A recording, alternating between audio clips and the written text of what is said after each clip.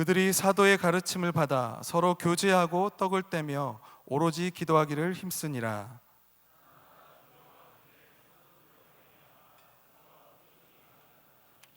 믿는 사람이 다 함께 있어 모든 물건을 서로 통용하고 날마다 마음을 같이하여 성전에 모이기를 힘쓰고 집에서 떡을 떼며 기쁨과 순전한 마음으로 음식을 먹고 하나님을 찬미하며 또 온 백성에게 칭송을 받으니 주께서 구원받는 사람을 날마다 더하게 하시니라. 아멘. 하나님의 말씀입니다. 우리 자유에 계신 분에게 한 번 더 인사하겠습니다. 새해 복 많이 받으세요. 얼굴 좀 봐보세요. 좋은 거 많이 먹은 얼굴입니까? 한 번 더 인사하겠습니다. 먹고 죽은 귀신 때깔도 좋습니다. 이번 명절 제가 보내면서 개인적으로 좀 이런 생각을 하게 됐습니다. 가족마다 먹는 문화가 굉장히 다르다라는 차이를 한번 느끼게 됐는데, 저희 처가댁은 모든 음식을 직접 만드는 집이에요. 돈가스도 직접 만들고요, 냉면도 만들고 칼국수도 만듭니다. 다 만드세요. 그러다 보니 설날이면 떡도 뽑아서 하시고, 당연히 만두도 직접 피를 빚고 모든 걸 손수 만드십니다. 그런 배경에서 자란 아내가 시댁 저희 집에 와서 이번에 드디어 웃음을 참지 못한 일이 한번 생겼는데, 시어머니께서 직접 손수 끓여주신 그냥 떡국도 아니긴 떡 만둣국 때문에 웃게 됐는데요, 어머니께서 이번에 참 귀하고 맛있는 만두를 구했다고 하시면서 큰 비닐봉지에서 이렇게 쏟아서 냄비에 넣는 겁니다. 비닐에 이렇게 써 있더라고요. 고 양 말고 고 만두, 홈 만두 있잖아요. 이게 처가댁의 문화를 보면 저희 집 이게 이해가 안 되거든요. 그러면서 뭐라고 하셨죠? 굉장히 귀한 만두라고, 굉장히 맛있는 만두라고 딱 터지고 말았는데, 아내 이 위트 있는 말이 그 분위기를 살렸어요. 네, 어머니 만두는 고향 만두죠. 그러면서 시집살이는 쉽지 않다라는 생각을 굉장히 해보게 됐습니다. 여러분, 오늘 설교 제목 굉장히 유니크하지 않습니까? 먹는 것은 이에요. 써 있죠? 같이 한번 따라해 보겠습니까? 먹는 것은. 한 번 더요. 먹는 것은. 이 설교 준비하면서 다른 걱정이 아니라 이런 예상이 되는 거예요. 보통 뉴송 예배 마칠 때쯤에는 막 울고 불고 회개하고 막 이런 분위기인데, 먹는 거 얘기하다가 어떻게 이런 은혜를 끄집어낼 수 있을까 걱정이 됐습니다. 못 먹던 시절에 짠한 얘기를 해야 될까 고민이 되었는데, 하나님께서 믿음을 주셨어요. 먹는 게 남는 것이다. 그래서 명언도 있으니 하나님께서 남겨주시는 은혜가 있을 줄 믿습니다. 네. 먼저 이 먹는 것을 설교할 때 저는 이런 생각이 먼저 들었어요. 우리 안에 다소 크리스천들은 먹는 것에 대해서 부정적인 인식이 좀 있다라는 겁니다. 왜냐하면 우리 그런 말씀 많이 듣거든요. 무엇을 먹을까? 무엇을 마실까? 입을까? 염려하지 말라. 이런 것들은 이방인이 하는 것이다. 이런 말씀 듣죠.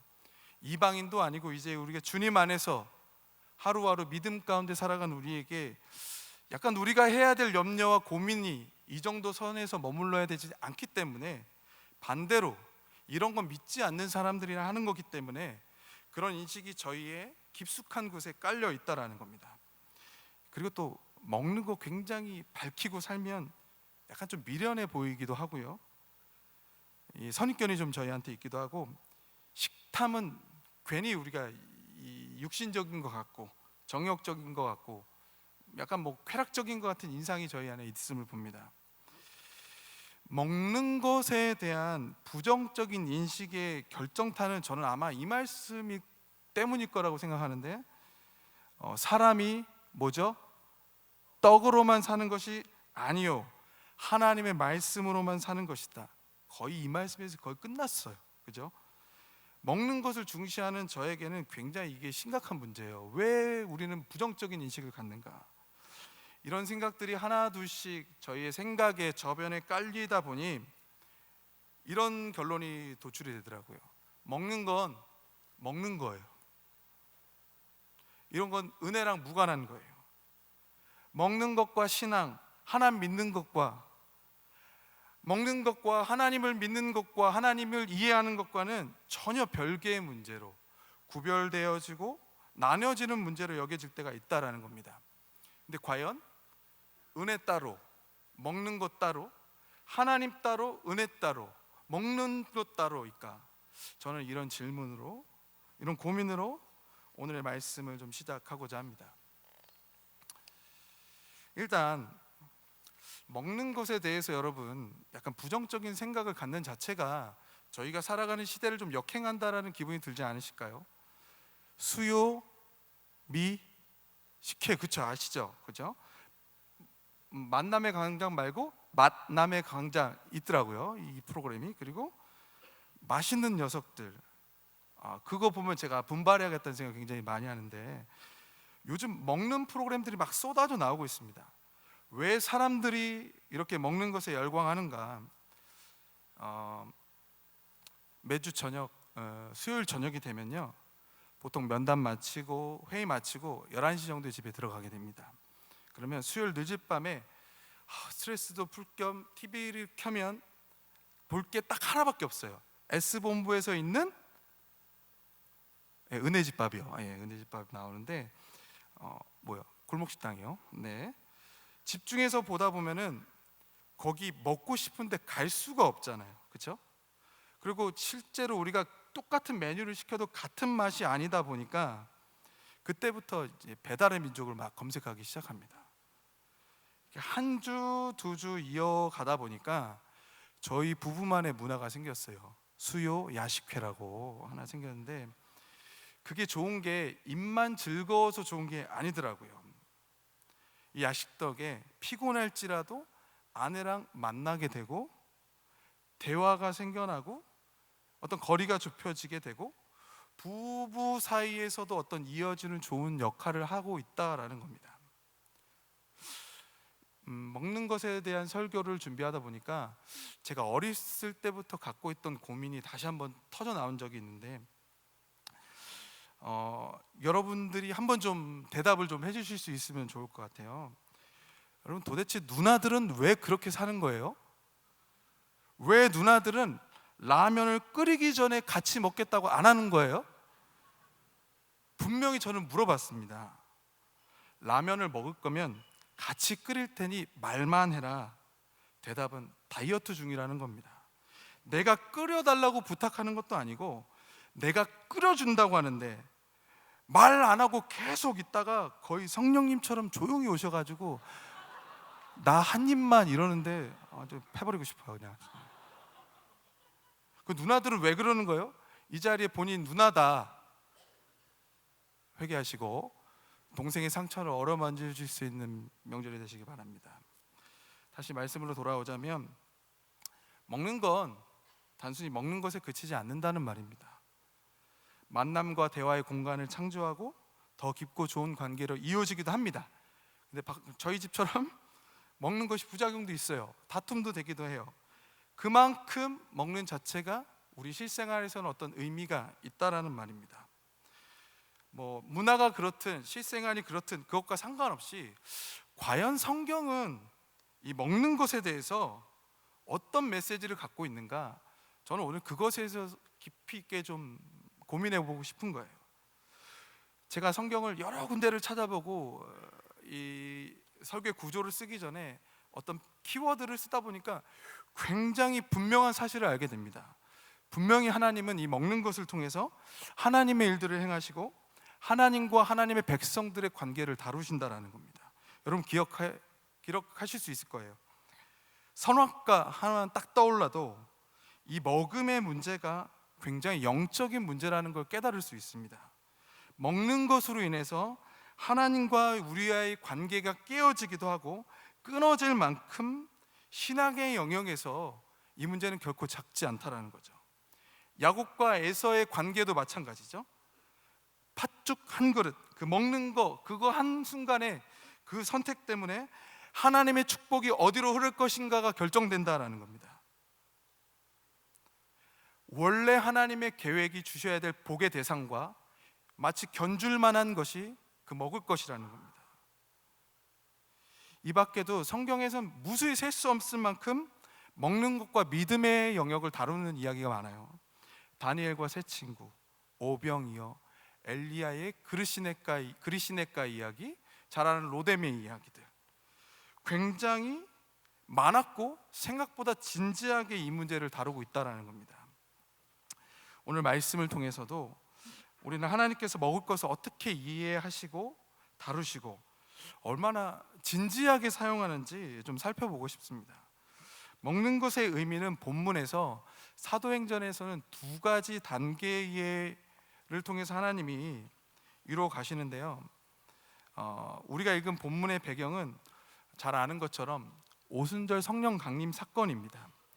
예수님께서 십자가에 달려 죽으시고 또 부활하시고 약 40일간 제자들과 함께 거하셨고 후에 승천하시면서 이런 명령을 하셨어요. 예수님이 따르던 무리에게 약속하신 성령이 오시기 때까지 함께 모여서 기도에 힘을 써라, 이런 말씀을 하셨습니다. 약 120명의 성도들이 마가의 다락방에서 모여서 온 힘을 쏟으면서 기도했습니다. 드디어 그리고 때가 됐어요. 카이로스, 하나님이 결정하신 그 때가 돼서 오순절이 되어서 성령께서 120명의 성도들 위에 내려오셨습니다. 이 과정에서 우리가 잘 아는 현상들이 나타나죠. 방언의 은사가 공동체 위에 내려졌는데, 이게 놀라운 것은 각기 서로 다른 지방의 출신이고 전혀 그것을 알지 못해요. 즉 그곳의 언어를 한 번도 해본 적이 없는 사람들이 서로 다른 곳의 말을 하는 겁니다. 이 놀라운 일이 펼쳐지자 베드로가 주께서 깨닫게 해주셔서 요엘서의 예언이 성취되고 있음을 선포하는데요, 이 말씀은, 요엘서의 말씀이 이런 겁니다. 그 후에 내가 내 영을 만민에게 부어주리니 너희 자녀들이 장래의 일을 말할 것이며 너희 늙은이는 꿈을 꾸며 너희 젊은이는 이상을 볼 것이라. 아멘. 이날 이 사건은 다른 일이 아니라 요엘의 예언이, 구약의 예언이 성취된 것이고 예수님께서 기다리라고 했던 그 성령께서 이 시간 함께 오셨다라는 거, 예수님의 약속이 이 시간 동시에 이루어졌다라는 겁니다. 그래서 이 설교를 하기 시작할 때 그 자리에 있던 사람들이 세례를 받기 시작했고 그 하루를 통해서 성도의 수가 무려 3,000명이나 더해졌다라는 겁니다. 오순절날 임하신 성령님의 강림은 직접적으로 믿는 이의 수를 3,000이나 초대교회에 더해지는 엄청난 폭발적인 성장을 가져왔습니다. 그리고 이어지는 말씀의 첫 절이 사도행전 2장 42절, 다시 한번 저희가 같이 읽겠습니다. 시작. 그들이 사도의 가르침을 받아 서로 교제하고 떡을 떼며 오로지 기도하기를 힘쓰니라. 아멘. 여러분, 그들이 사도의 가르침을 받아 서로 교제하고 떡을 떼며 오로지 기도하기를 힘쓰니라. 성령 강림이 있고 3,000이 더해진 후에 말씀이 이렇게 이어지는 거예요. 근데 이 흐름을 보니까 사도의 가르침을 받아 교제하고 떡을 떼며 오로지 기도하기를 힘썼다. 마치 이 개역 개정 성경은 사도의 가르침을 받았기 때문에 그 결과로 인해서 교제하고 떡을 떼고 기도하기 힘쓴 것 같은, 마치 원인과 결과 같은 이 느낌을 줍니다. 근데 원문을 보면 의미가 달라요. 사도들의 가르침과 나머지 세 가지, 교제하고 떡을 떼고 기도하는 것, 이건 전혀 인과관계가 아니에요. 병렬 구조입니다. 가르침을 받고 그리고 교제하고 떡을 떼고 기도하는 것이, 그것이 똑같은 병렬로 엔드로 이어지고 그것을 모두 받는 동사가 뭐냐면 전혀 힘쓰다. 성령께서 오시고 이 네 가지가 다 힘쓰는 거다라는 겁니다. 이해되시죠? 근데 이걸 뒤집어서 생각해 보면 무슨 말이냐면, 여러분, 가르침을 받는 거나 교제하는 것이나 떡을 떼는 것이나 기도하는 것, 이게 다 동일한 무게감을 갖는다는 겁니다. 여러분, 놀랍지 않습니까? 초대교회 믿음 가운데 공동체에서 음식을 나누고 서로 먹는 것이 말씀을 먹는 거랑 동일한 무게중심으로 나오고 있다는 겁니다. 여하튼 이 네 가지가 한 가지의 원인에 의해서 생겨난 믿음인데, 말씀을 받게 하고 교제하게 하고 떡을 떼게 하고 기도하게 하는 모든 은혜의 출발점은 바로 성령 강림입니다. 아멘. 이 모든 것을 행하시는 분이 성령님인 줄 믿습니다. 성령이 충만할 때 사도들의 가르침을 받게 되는 줄 믿습니다. 성령이 충만할 때 우리가 서로 교제하게 되는 줄 믿습니다. 성령이 충만할 때 바로 떡을 떼고 먹게 되는 줄 믿습니다. 성령이 충만할 때 기도하게 되는 줄을 믿습니다.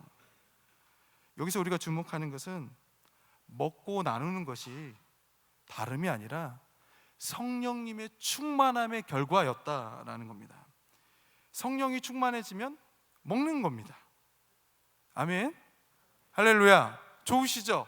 떳떳하게 드시면 돼요. 괜찮아요. 본문은 말합니다.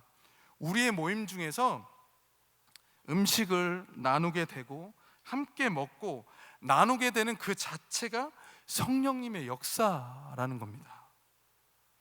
우리는 우리 모임 가운데서 먹고 마시고 함께 즐기는 이 모든 것이 성령님의 역사이고 성령님의 역사의 열매이고 또한 성령님의 역사의 현장이 되도록 하는 은혜가 있어야 될 줄 믿습니다. 우리가 이 말씀을 통해서 먼저 새겨야 하는 믿음은 먹게 하시는 그 자체가 은혜의 결과라는 겁니다. 성령의 충만이 먹게 하는 거라는 겁니다. 결코 믿는 것과 먹는 것은 따로 있지 않는 것입니다. 먹는 것 따로 은혜가 따로 있는 것이 아니라 오히려 하나님은 그 은혜로 먹음 자체를 일으키시는 분, 함께 먹고 나누는 걸 세워가시는 분이라는 겁니다. 그래서 하나님의 능력이 나타나는 곳에 주로 소재가 먹는 이야기로 자주 등장하게 되는 걸 이해할 수 있게 되는 겁니다. 주기도문에 나타난 일용할 양식도 여러분 이런 맥락에서 나타난 표현입니다. 이스라엘 자손들이 엘림을 떠나서 엘림과 시나이 사이에 있는 신광야에 있을 때 이야기입니다. 그들이 이집트 땅에서 나온 뒤 둘째 달 보름 14일이 돼서 이런 일이 있었어요. 이스라엘 자손들 중에 모든 공동체가 한 목소리 내서 모세와 아론한테 불평한 일이 있었는데 그 이유가 뭐죠? 우리가 고기 냄비 곁에 앉아 빵을 배불리 먹던 그때, 이집트 땅에서 있었던 그때 차라리 주님의 손에 죽었더라면 좋았을 거예요. 당신들은 우리들을 지금 이 광야로 인도해서 모조리 굶겨 죽이려고 이 광야를 끌고 왔는가 불평하고 묻고 있습니다. 따졌습니다. 하나님이 백성들의 마음을 혼내지 않으셨어요. 그 마음을 이해하시고 아셨어요. 그래서 저녁에는 메추라기를 보내셨고 아침에는 아침 이슬이 맺힌 후에 그게 마르고 난 후에 지면을 보니까 자꾸 둥그란 뭐가 있는데 이게 서리 같은 거, 그제 하얀 거 같은데 이게 뭐지? 사람들이 처음 보다 보니까 이게 뭔지 모르겠는데 맛이 나, 맞나? 이게 뭐지 궁금하지만 맛이 난다고 해서 이름이 만나. What's this? 이게 뭐지? 이게 만나예요. 아시겠죠? 저녁에는 메추라기, 아침에는 만나를 주신 거예요. 근데 이 두 가지를 허락하실 때 하나님이 정하신 규칙이 있어요. 하루에 한 사람이 하루 먹을 양만 주시겠다라는 거. 안식일 전에는 그러니까 2배로 주신 거예요. 이해되시죠? 그래서 일용할 하루 먹을 양식을 주셨다라는 겁니다. 성도의 입장에서 이런 거죠. 하루 먹을 것만 주시니까 매일매일 하나님을 의지하게 되고 하나님의 공급하심을 신뢰하고 간구하게 되는 믿음이 점점 성장해 되는 것이고, 하나님의 입장에서 보면 매일매일 하나님은 그들을 주목하셔야 돼요. 매일매일 그들을 바라보셔야 되고 그들을 매일매일 책임지셔야 되고 그들을 매일매일 먹이셔야 돼요. 그 일을 통해서 하나님 가르치셨어요. 누가 너희를 먹이는가? 누가 참 이 세상을 부유하게 하는가? 바로 나 하나님이다라는 것을 가르치셨습니다. 이스라엘 백성들은 광야에서 일용할 양식을 통해 매일매일 음식을 먹었지만 하나님으로부터 오는 뭔가를 같이 먹기 시작했어요. 우리는 먼저 세워야 됩니다. 먼저 깨달아야 됩니다. 단순히 기도하는 것만, 말씀을 읽고 보는 것만, 목소리 높여 찬양하는 것만 영적인 것이 아니라는 겁니다. 하나님은 이 육신이 채워지고 먹는 것을 통해서도 충분히 하나님을 보이시고 경험하게 하셔서 하나님과 우리의 관계에 영적인 충만을 주시는 분인 줄 믿습니다. 우리가 가볍게 여겼던 어떤 먹는 것은 말씀을 보면 하나님이 살아계시는, 하나님이 현재 존재하시는, 현존을 드러내시는 계시의 통로입니다. 하나님 그래서 이 먹음이란 자체를 굉장히 귀히 여기신다라는 겁니다. 여러분, 오병이어의 사건도 마찬가지입니다. 오병이어가 뭐죠? 보리떡 5개랑 물고기 2마리로 5,000명을 먹고 심지어 12광주리가 남긴 초자연적인 그 기적이 그 의미의 전부입니까? 학자들은 그렇게 말하지 않고요, 대부분의 학자들은 아까 말했던 광야 시대의 재현이라고 공히 주장합니다. 예수님과 같은 시대를 살았던 사람들, 수많은 백성들이 옛적 광야 시절과 같이 마찬가지로 헐벗었습니다. 모세의 시대 광야에 굶주린 백성처럼 또다시 그 허기진 백성들을 예수님을 통해서 하나님은 오병이어의 기적을 통해서 다시 그들의 주림을 해결하시고 책임지시고 돌보시는 분임을 보게 하셨다라는 겁니다. 그래서 과거 광야에 일용할 양식을 먹이셨던 하나님의 선하심과 인자하심이 오늘 이 자리를 살아가는 그 백성들에게 예수님 안에서 결코 멈추지 않았고 지금도 변함없으시며 줄인 자들을 향하는 하나님의 사랑이 다시 재개되었다라는 것을 드러내는 것이다라고 주장합니다. 할렐루야. 이 땅에서 우리가 먹음은 사실은 우리가 먹는 게 전부가 아니라요, 하나님이 우리를 위해 공급하는 이야기가 출발된 건 줄 믿습니다.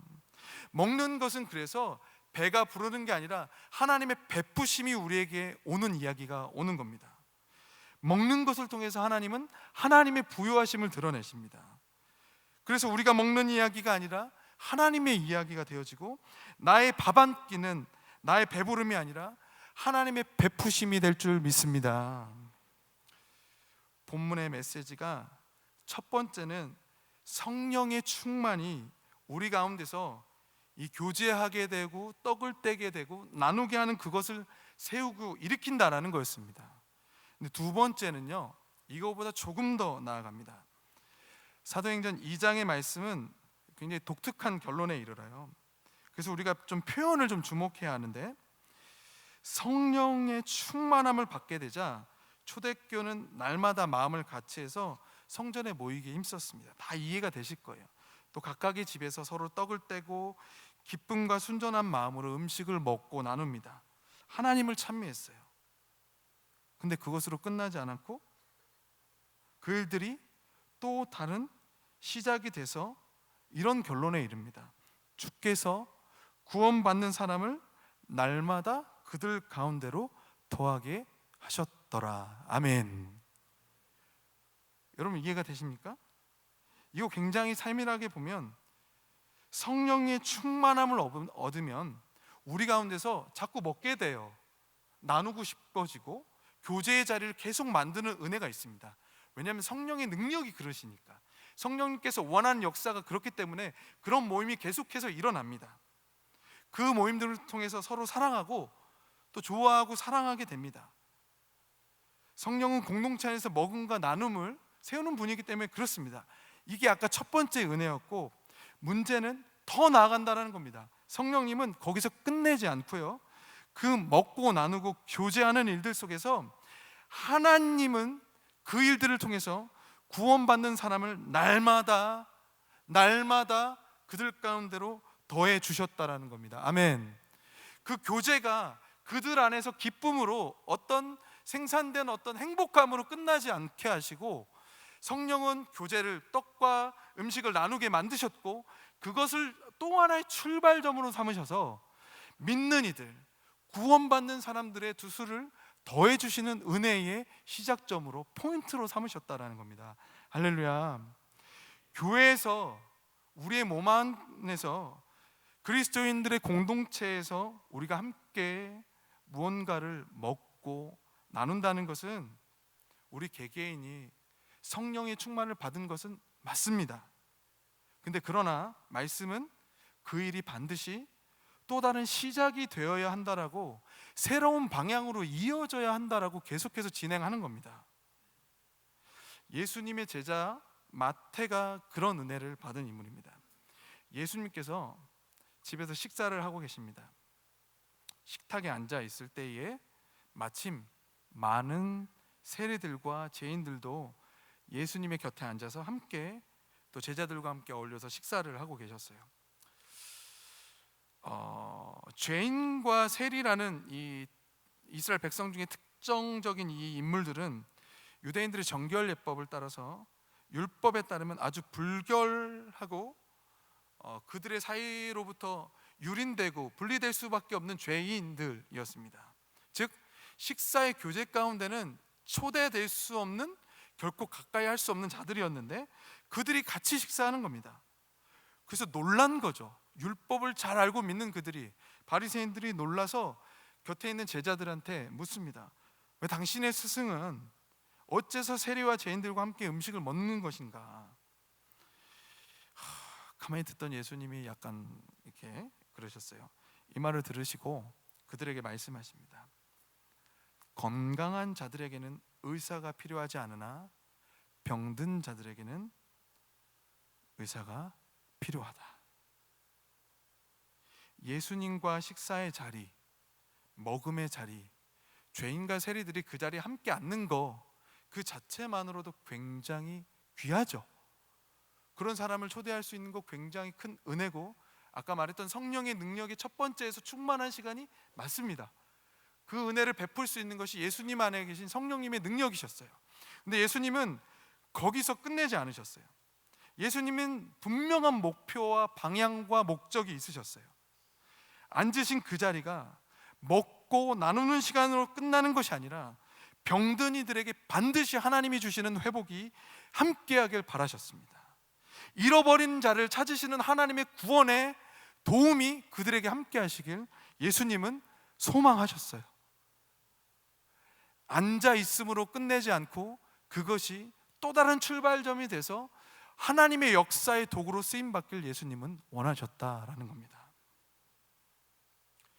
죄인들, 부족하고 연약한 자들을 찾아서 초청하고 음식을 나누고 교제하는 것 그 자체로도 훌륭한 공동체고, 어떤 면에서 귀하다 여김을 받을 수 있습니다.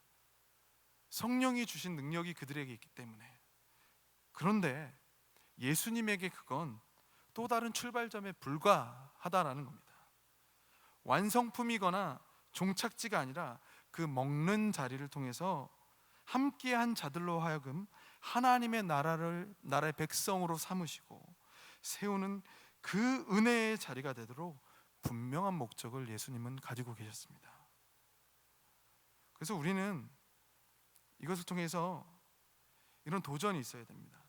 먹는 것도 귀하지만 이것이 끝이 아니라 왜 우리는 이곳에서 무엇을 위해서 먹어야 되는가?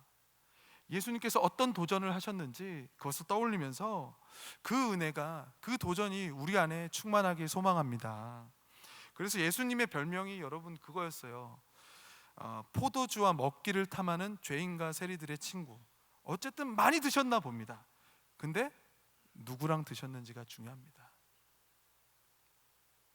먹음의 자리를 많이 만드셨는데 본인에게 유력한 자를 초대한 게 아니라 죄인과 세리들을 불러다가 그들을 하나님의 백성 삼고 그들을 초대하여 하나님 주신 복음의 상속자가 되도록 만들어가는 그 은혜의 새로운 출발점이 예수님에게는 식사의 자리, 나눔의 자리, 함께 먹는 시간이었다라는 겁니다.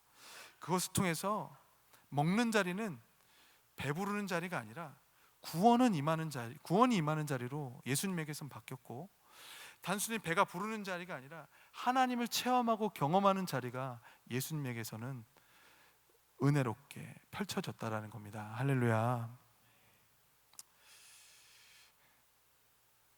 놀라운 일입니다. 끝났어요. 이제 명절이잖아요. 명절 생각해 보면 이 기간 여러분 뭐 명절 2박 3일 동안에 뭐 하는 거 있나요? 고 원고 쌌어 뭐 이거 빼고는 뭐 저희는 안 그래요. 저희는 가정 예배 드리는데 그저 빼면 아침 먹고 조금 소화하고 점심 먹고 조금 더 소화하고 저녁 먹고 자고 또 아침 먹고 점심 먹고 저녁 먹고, 즉 먹고 마시는 시간이, 그러니까 사실 온 민족이 다 먹고 마시는 시간이에요. 그렇죠? 그거 하나입니다. 그런데 요즘은 한 자리에 모여서 먹고 마시는 그 자체도 쉽지가 않아요. 여러분이 여기 있다라는 게 그걸 대변하지 않습니까? 그렇죠? 온 가족이 함께 모여서 그 자리를 만드는 자체가 큰 은혜가 있고 의미가 있습니다.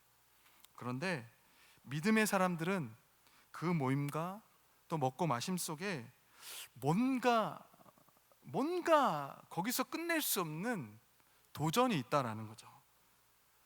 그들은 예수님처럼 믿음과 방향과 목표가 있다라는 겁니다. 여러분, 이번 명절 아직 끝나지 않았잖아요. 먹는 것을 통해서 더 깊은 은혜의 출발점이 되시기 소망합니다. 먹고 나누는 시간을 통해서 물질의 풍요로움을 우리에게 주신 하나님을 감사할 수 있는 고백들이 가정 가운데서 있었으면 좋겠습니다. 연약한 우리들의 가정 위에서 하나님이 얼마나 많은 것들을 베푸셨는가, 거기까지 고백하며 하나님의 부유하심을 높이고 믿음을 세우는 도전이 있길 소망합니다. 오늘 간식데이입니다. 예, 2020년 처음 갖는 간식데이인데 간식데이를 통해서 먹고 나누는 시간을 통해서 저는 이 말씀과 동일한 은혜가 우리 안에 있었으면 좋겠습니다. 모이는 건 진짜 귀한 은혜예요. 같이 먹을 수 있다는 건 가족됨의 고백이 맞습니다. 그런데 먹는 것으로 끝내지 마시고 더 나아가길 바랍니다. 그 모임이 정말 거룩한 다른 모임을 위한 또 다른 출발점이 되길 바라고, 서로 격려할 수 있는 문화가 생겨나고 중보하고 서로를 위로해주는 소중한 이야기들이 넘치고, 무엇보다 올해 저희 그룹들이 지향하고 있는 바가 있지 않습니까? 말씀대로 말씀이 이끄는 그 모임을 위해서 하나님이 어떤 베품과 은혜를 허락하실지 기대하고 바라보는 그런 놀라운 나눔이 이 먹음을 통해서 출발되길 소망합니다. 방식도 특별히 애찬식이잖아요. 한 명 한 명 각기 자기에게 주신 은혜를 고백하면서 나누고자 가져오는 이 방식, 하나님이 자신을 얼마나 사랑해 주셔서 이 믿음을 주셨고 이 공동체에서 나누게 하셨는가, 그 은혜를 나누는 시간이 되길 소망합니다. 음식은 시작입니다. 음식과 함께 출발된 우리 안에 웃음이 가득하길 바라고요. 음식과 함께 나누기 시작한 그 대화들 속에서 막혔던 관계가 뚫리길 바랍니다. 나눌 수 없었던 기도 제목들이 열려지길 바라고, 믿음의 수고를 격려하는 말들이 터져 나오길 바랍니다. 그래서 이 음식이 하나님이 그렇게 중요하게 여기시는 것처럼 사랑의 소중한 소재가 되시길 축복합니다. 한 가지만 더 말씀드릴게요.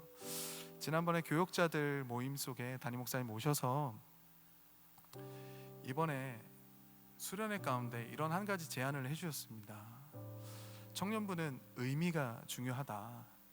그래서 먹는 시간 그 자체도 굉장히 의미가 있으면 좋겠다. 그렇게 권면하시면서 미국에 있었던 런치 쉐이밍이라는 사건을 말씀해 주셨는데, 요지는 그렇습니다. 급식비를 낼 수 있는 아이와 내지 못하는 아이로 학교가 나뉘어진데, 냈던 아이가 내지 못한 아이의 식판을 보면서, 급식을 보면서 충격을 받은 거죠. 어떤 애는 받지 못했고, 전혀 받지 못했고, 어떤 애는 다른 음식을 먹고 있는 겁니다. 그래서 런치 쉐임이, 누군가에는 이 점심시간 먹는 게 굉장히 수치스러운 일이 되고 말았군. 그 아이가 모은 게 시작된 달러가 75달러입니다. 근데 이걸로서는 이 일이 이 학교에서 끝날 수가 없으니, 이 돈 다 떨어지면 안 되겠으니 계속 이걸 운동을 해야겠다. 부모가 도왔고 친구들이 연합해서 이것이 미국이 전 지역에서 싸우는 어떤 좋은 운동으로 이어지고 있는 겁니다. 그래서 이번에 저희도 동일한 메시지 가운데서 식사 시간을 기도하면서 준비하고자 합니다. 우리가 먹는 것이 누군가의 배부름이 될 수 있다면 좋겠습니다. 우리가 당연하게 누리는 이 식사가, 우리 이 식사를 통해서 조금의 예산이고 조금의 재정이지만 누군가가 동일한 것을 누릴 수 있는 행복이 있다면 좋겠습니다. 여러분, 그 식사 시간 한쪽 편에서 여러분을 돈 내라 유혹할 겁니다. 하지만 돈, 아니 먹는 것을 넘어서서 사랑이 흘러갈 줄 믿습니다. 그리고 누군가에게 런치 쉐이밍이 아니라 런치 샤이닝, 하나님의 빛이 그들에게 비춰지는 시간이 되길 소망합니다. 먹는 것은 꽤나 의미가 많이 있습니다. 오늘 맛있게 드시고, 그쵸, 이거 어떻게 정리를 해야 되는지 잘 모르겠는데, 함께 고백하고 싶은 찬양하고요, 또 축복하는 시간, 축복송까지 이어서 하고 우리 함께 기도하겠습니다. 우리 시간을 뚫고 찬양하겠습니다.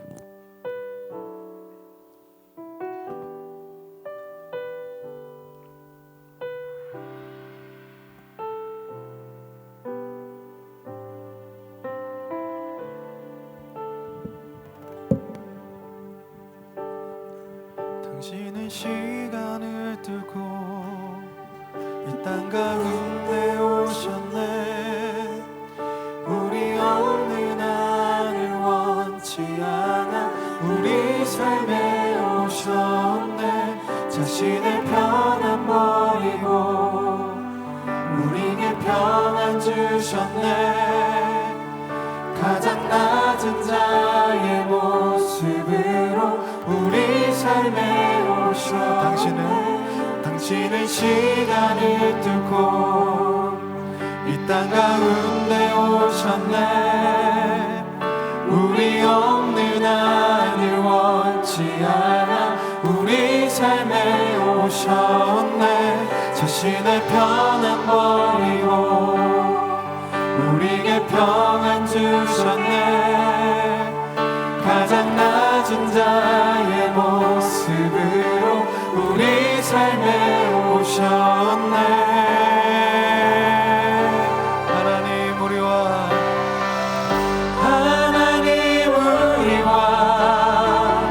영원히 함께 하시네.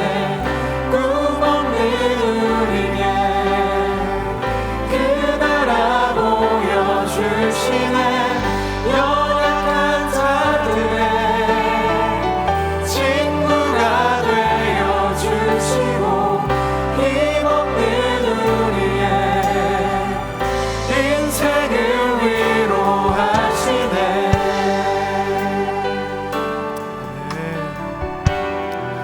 우리의 먹음과 나눔과 모든 모임 속에 하나님의 부유하심이 함께하길 바라며 한 번 더 고백합니다.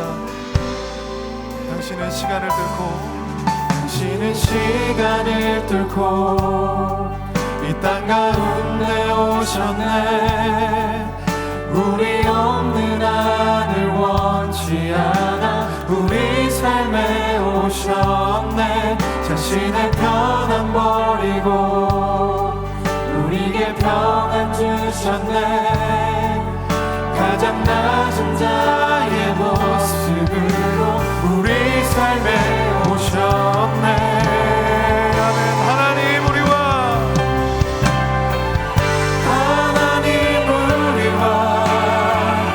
영원히 함께 하시네. 꿈 없는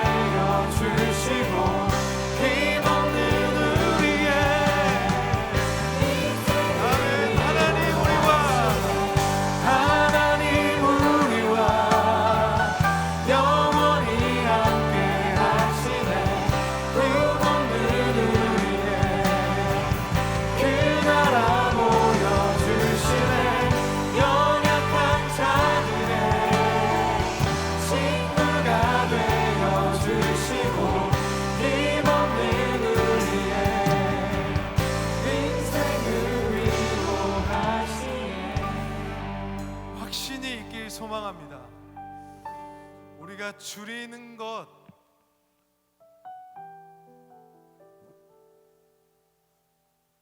우리가 일용할 양식밖에 없는 건 내가 죄를 져서가 아니라 매일매일 공급하시는 하나님의 사랑과 돌보심이 있는 은혜가 될 줄 믿습니다. 예수님이 확신하면서 선포하셨어요. 저기 들에 핀 꽃을 보라. 아무도 무엇도 주지 않지만 하나님이 돌보시지 않느냐. 저 새들을 봐라.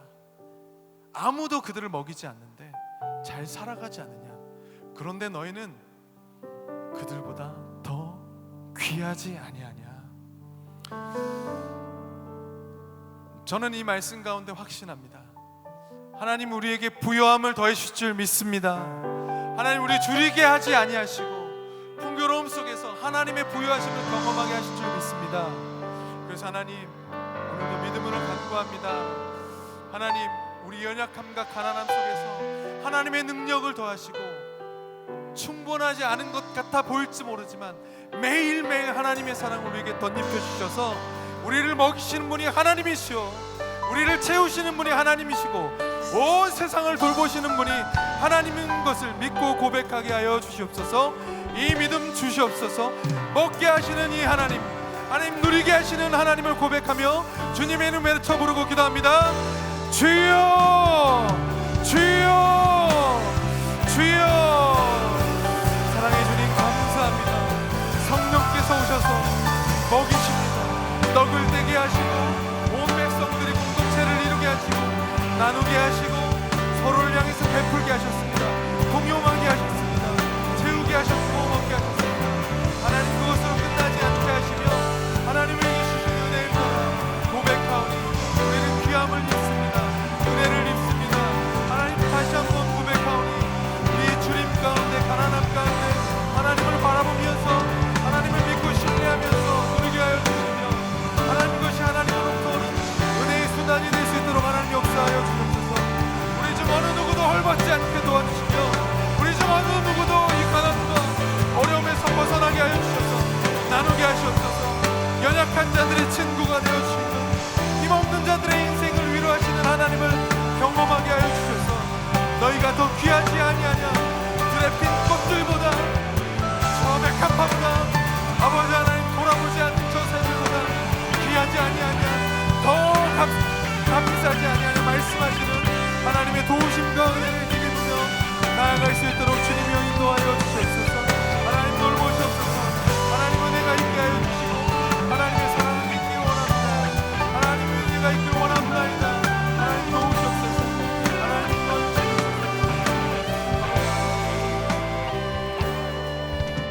우리 한 번만 더 기도하도록 하겠습니다. 이번에 기도하실 때 예수님이 하셨던 그 도전이 우리 가운데 있길 소망합니다. 먹는 것은 그 자체로도 성령님의 능력이고 은혜고 역사지만 예수님 결코 거기서 그치지 아니하시고 그 시간을 통해서 하나님의 일들을 기획하고 하나님의 일들을 바라보셨습니다. 여러분이 먹는 자리는 하나님의 구원의 자리가 될 줄로 믿습니다. 우리의 공동체 가운데서 함께 나누고 떡을 떼며 하나님의 이름으로 뭔가 나누기 시작할 때 그곳에서 연약한 자들의 친구가 되어주시고 힘없는 자들의 인생을 위로하시는 하나님의 능력과 하나님의 사랑의 역사하시는 장소가 되시길 축복합니다. 하나님 우리가 주님의 이름으로 나누기 시작할 때 이 일들이 있게 하여 주시고 우리 소그룹을 통해서 모든 모임을 통해서 나누기 시작할 때 하나님의 역사 하나님의 구원함이 함께하여 주시옵소서. 주님의 이름 외쳐 부르고 기도합니다. 주여 주여 주여. 아버지 하나님 감사합니다. 믿음으로 다시 한번 고백합니다. 떡을 뗀 것으로 음식을 나눔으로써 물들지 않게 해주시고 하나님의 이름으로 나누는 그 자리에서 하나님의 역사가 일어나게 하시고 하나님의 은혜가 넘치게 하시고 하나님만 사랑하는 그 일들이 넘쳐나게 하시옵소서. 하나님을 바라봅니다. 하나님을 바라봅니다. 성령의 충만으로 하여금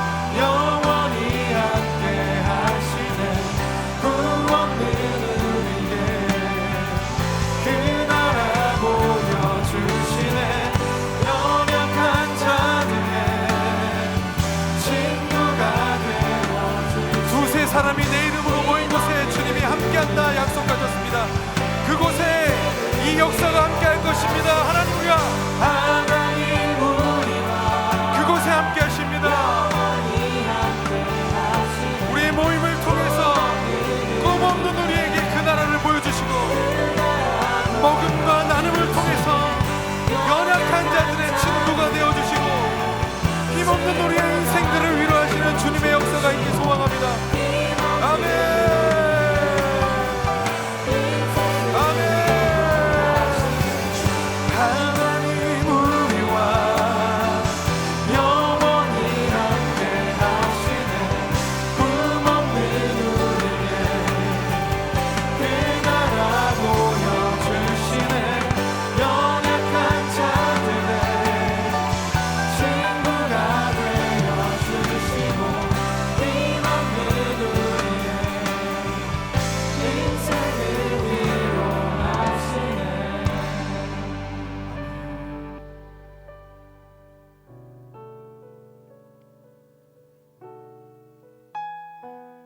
전체 불을 좀 켜주시겠어요?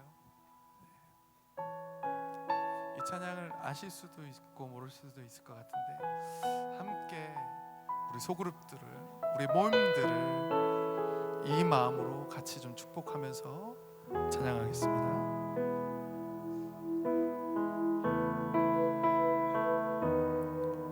주님의 사랑이 이곳에 가득하기를 기도합니다.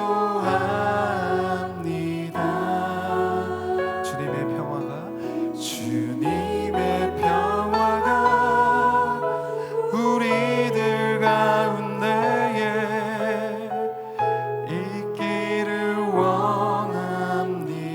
주님의 은총이 이곳에, 주님의 은총이 이곳에 가득하기를 기도합니다. 주님의 기쁨이 우리들 가운데, 주님의 기쁨이 우리들 가운데에 있기를 원합니다. 우리 좀 자리에서 일어나서 함께 고백할까요? 때로는 지치고 때로는 고뇌도 주만을 바라보면서 세상의 고통이 내게 닥쳐와도 주만을 사랑하니라.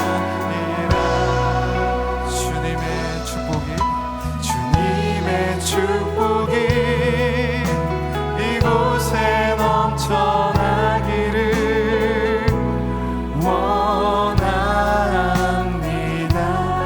주님의 사랑이 이곳에 가득하기를, 주님의 사랑이 이곳에 가득하기를 기도합니다. 좌우에 계신 몸에서 때로는 지치고 때로는 고뇌도 주만을 바라보면서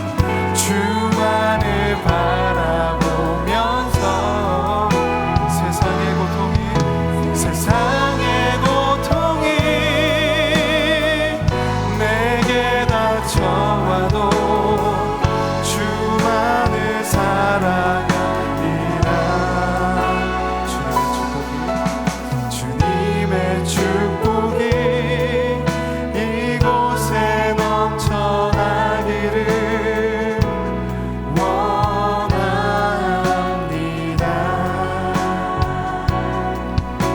주님의 사랑이 이곳에 가득하기를 기도합니다. 이 은혜가 우리 공동체 안에 늘 가득하기 소망합니다. 기도하겠습니다.